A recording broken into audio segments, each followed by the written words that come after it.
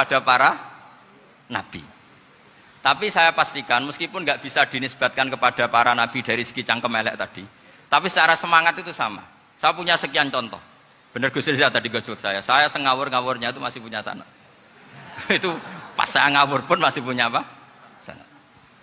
Nabi Ibrahim itu ketika faja'alahum juzatan illa kabirallahum itu si berhala paling besar dikasih kapak. Ketika mereka geger, ini siapa yang berhala-berhala kecil? Kata mereka, sami'na fata yadhkuruhum yuqalu lahu Ibrahim. Ya kira-kira Ibrahim lah gitu. Terus Ibrahim didatangkan, siapa yang melakukan ini semua? Ini jawaban Nabi Ibrahim, bal fa'alahu kabiruhum hadza. Ya tanya yang bawa pedal, saya kan enggak bawa. Terus kata orang-orang, otak kamu itu di mana? Masa berhala disuruh nanya, kan enggak bisa ngomong. Ibrahim kebalikan, uffil lakum walima ta'buduna min dunillah. Lalu otak kamu di mana? Sudah tahu enggak bisa ngomong kok disembah gitu. Itu ada kata ufin loh. Ufin itu kalau diterjemah kira-kira ya agak-agak jancuk gitu. Kira-kira seperti itu. Jadi sekarang dalilnya jancuk apa Gus? Pakai dalil biasa misalnya saya bilang sudah. Gimana?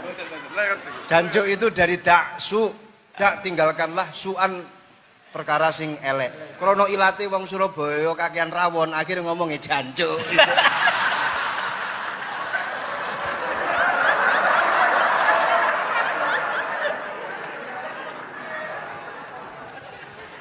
Jadi mulai dulu melawan kebatilan itu harus pakai logika yang vulgar. Karena memang nggak mungkin dengan bahasa-bahasa priayi itu nggak mungkin. Dan ini penting saya utarakan. Nah, kalau nanti nggak mungkin dinisbatkan kepada Rasul karena Nabi adalah ahsanan nasi khalqa wa khuluqa, kita yang ngambil alih saja. Gus Reza, saya, Gus Kaustan ini cara cangkem elek kan pantas. Luas. Selain bakat ya sudah natural. Karena memang itu cara kita menjelaskan kebenaran. Saya ulang lagi, itu cara kita menjelaskan apa? Kebenaran. Mau tidak mau. Saya pernah ditanya sama seseorang, Gus, beberapa nabi itu kan poligami. Poligami itu bukti hipersek. Karena yang tanya itu orang nasionalis yang nggak pati senang Islam. Terus tak balik tanya, perempuan itu makhluk lemah enggak? Ya lemah. Kalau nolong lama satu itu gimana? Ya baik. Kenapa nolong dua jadi tidak baik? Harusnya kalau nolong tiga tidak baik. Tapi saya tidak dukung poligami. Nah, ini cerita. Setidaknya mereka jadi ingat. Saya itu pernah ditanya agak-agak orang ateis. Dia benci Islam tapi neliti Islam. Pertanyaan kedua. Kenapa dalam perang itu seakan-akan Nabi itu perampok, hartanya orang kafir disita kemudian menjadi ghanimah, itu kan kayak ngerampok. Terus saya tanya gini, kalau ada penjahat ke rumah kamu kemudian pakai senjata api, setelah kamu ringkus, itu senjata api kamu kembalikan apa kamu sita? Oh ya saya sita, kalau tak kembalikan dipakai ngerampok lagi. Ya sama seperti itu, kalau kekuatan mereka dikembalikan akan dipakai kekuatan mereka lagi. Jadi ya lagi-lagi ini kemenangan orang serius.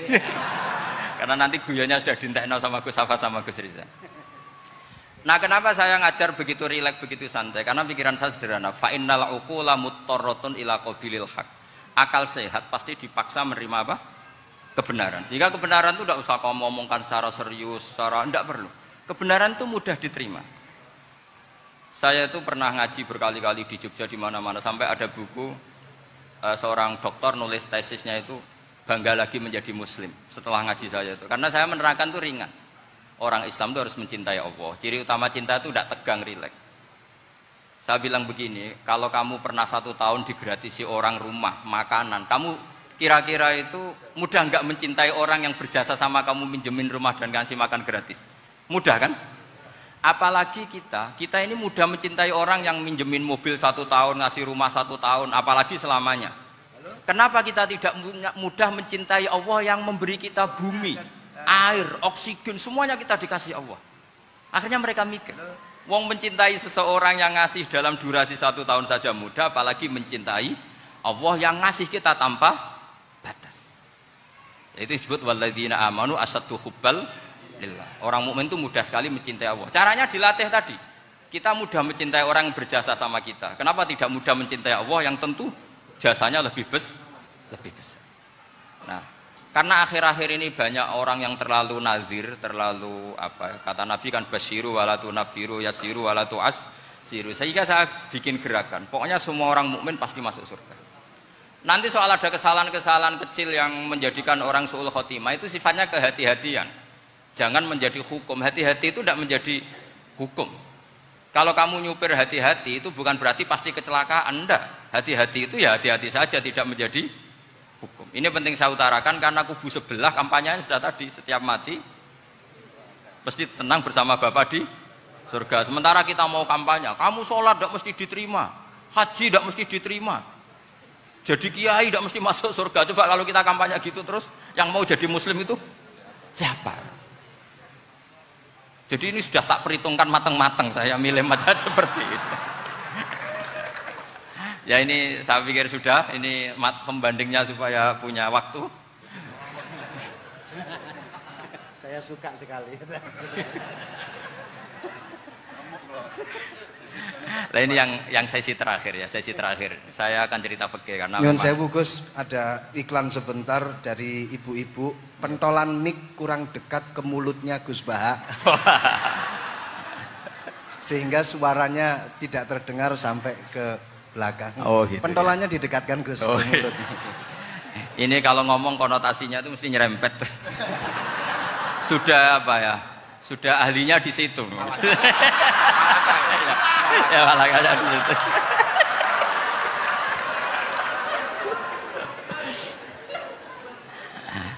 Dalam sesi terakhir saya cerita pentingnya pembanding. Imam Rafi'i itu yang ngarang kitab Muharrar. Kitab Muharrar ini adalah ringkasan dari kitab Al-Wasit. Al-Wasit itu karangannya Imam Ghazali. Al-Wasit sendiri ini khas ngaji NU, karena NU maknanya Nahdlatul Ulama, gerakan para ulama. Jadi kalau nggak ngerti alim-alim seperti itu ya ada NU. Sebenarnya sampai itu pasnya Nahdlatul Ummah, gerakan umat. Tapi kan sudah jadi partai politik Nahdlatul Ummah. Karena yang katakan NU itu Nahdlatul Ulama, gerakannya para ulama. Imam Rafi'i itu berpendapat sujud itu cukup pakai baduk, pakai jidat. Itu dalam kitab Muharrar. Wal asoh anna sujud yasihu mau cukup biwatil jabhah. Ketika Imam Nawawi mentasih kitab Muharrar namanya Minhajut Thalibin, itu mengkritik Imam Rafi'i. Kata beliau, sujud itu untuk sah harus melibatkan 7 anggota. Karena berdasar hadis umirtu an asjuda ala sabati a'zumin, yaitu al jabhah wal yaden warubaten wal kodamen, yaitu jabhah 2 tangan, 2 lutut dan 2 kodamen. Akhirnya saya ngecek di kitab asli, Imam Rafi'i termasuk Ashabut Tarjih dan Imam Nawawi. 2 orang ini khilaf. Kan nggak mungkin kita sebagai mushahihnya, karena yang khilaf ini 2 ulama besar, satu Imam Rafi'i, satu Imam siapa? Nawawi. Kita tidak bisa hanya ngikuti Fathul Mu'in yang mengatakan idzakhtalafan Nawawi war Rafi'u kudiman Nawawi, tidak bisa, karena Imam Nawawi ini sering nginduk sama kitabnya Imam Rafi'i karena senior Imam Rafi'i. Setelah saya cek di kitab kitab asli Mamba ya, satu sumbernya semua mazhab apa? Syafi'i. Ternyata Imam Syafi'i nak ngedikan hanya begini. Wa uhibbu, saya suka setiap orang Islam sujud itu melibatkan 7 anggota karena itu aman, pasti sah. Tapi wayah tamilu, kata beliau, tapi mungkin saja sujud hanya watul jabah itu sah. Kenapa kata Imam Syafi'i? Liqaulihi sallallahu alaihi wasallam atau li du'aihi apa sallallahu alaihi wasallam fi sujud sajadalaka wajhi wa sam'i wa basari. Nabi ketika sujud itu hanya berdoa, ya Allah sujud kepada engkau wajhi wa sam'i wa basari. Nabi tidak menyebut wa yadi wa rukbati wa qadami.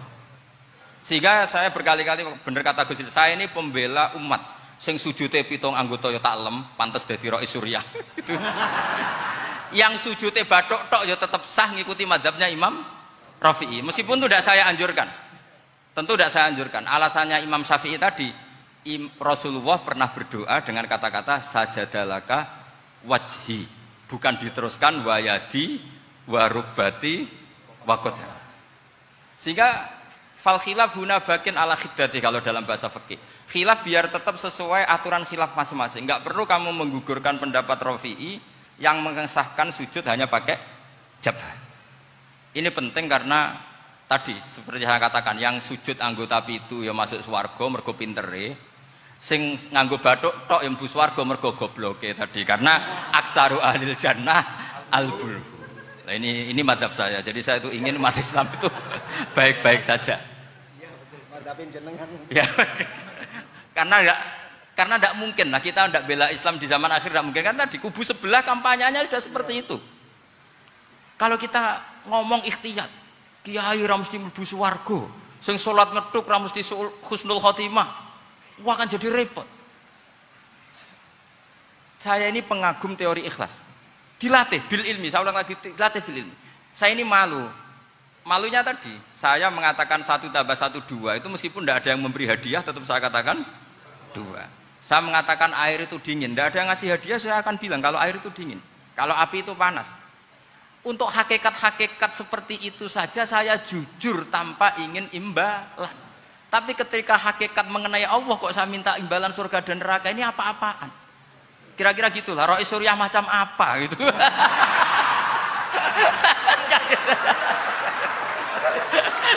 Ya saya kira demikian. Assalamualaikum warahmatullahi wabarakatuh. Waalaikumsalam warahmatullahi wabarakatuh.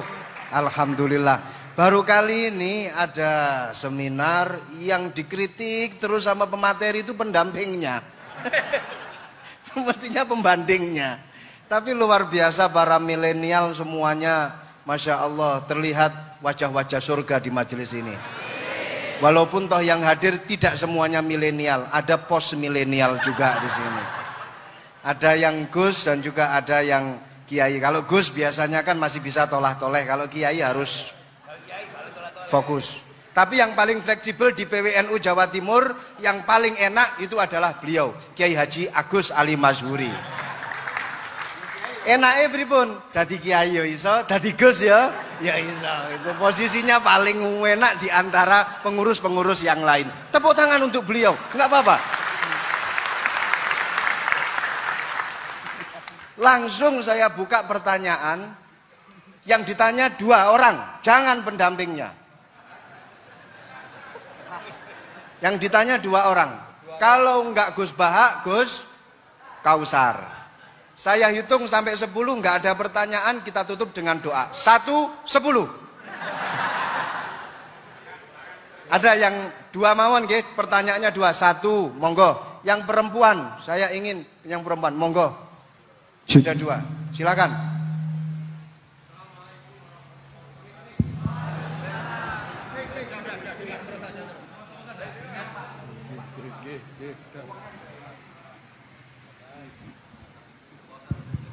Bismillahirrahmanirrahim.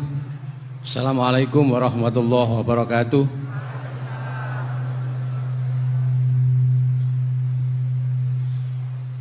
Yang saya ingin tanyakan kepada Gus Baha, saya itu sering ngaji lewat YouTube panjenengan Gus.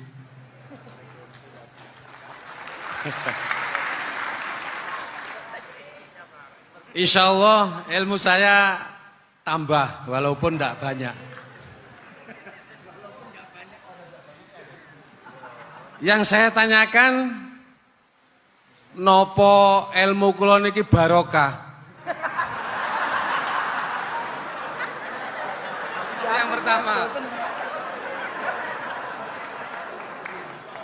karena saya ngaji lewat YouTube panjenengan, saya tidak izin.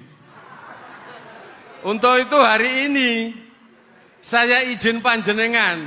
Mudah-mudahan ilmu ingkang saya dapat dari panjenengan niku saged barokah. Niku Gus. Terima kasih. Wassalamualaikum warahmatullahi wabarakatuh. Waalaikumsalam warahmatullahi wabarakatuh. Langsung mawon Gus nggih, yang satunya dulu. Ya Pak aja. Oh gitu. Monggo Gus. Itu tetap barokah dan kebaikan itu mah enggak perlu minta izin. Kalau kebaikan minta izin jadi repot. Jadi kalau dalam kitab fikih disebut iktifaan bil idzni syar'i, karena syara akan selalu memberi izin sama kebaikan. Itu udah hanya masalah YouTube sampean. Tadi melihat wajah Gus Ali ibadah, pamit dulu. Nanti kalau ada orang alim lewat mau lihat juga pamit dulu. Lama-lama mau baca sholawat, ya Rasulullah pamit dulu mau baca sholawat.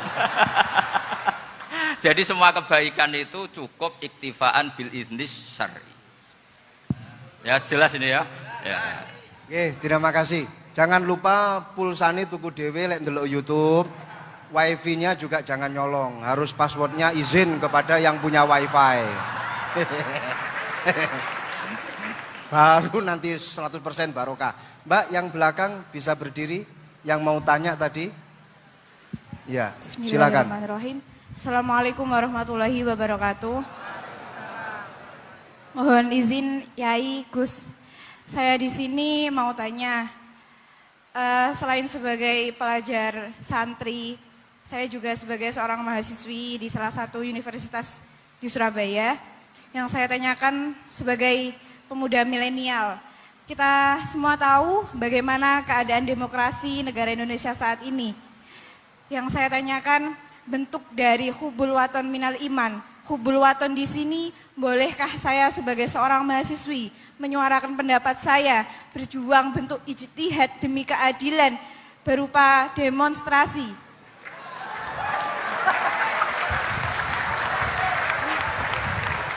Ngapunten.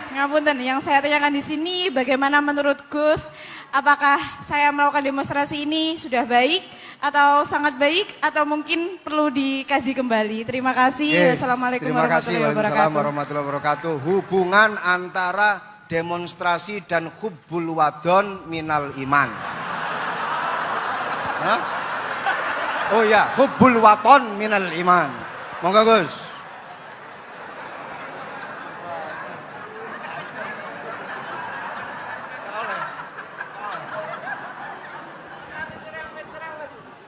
Ini benar-benar ahli.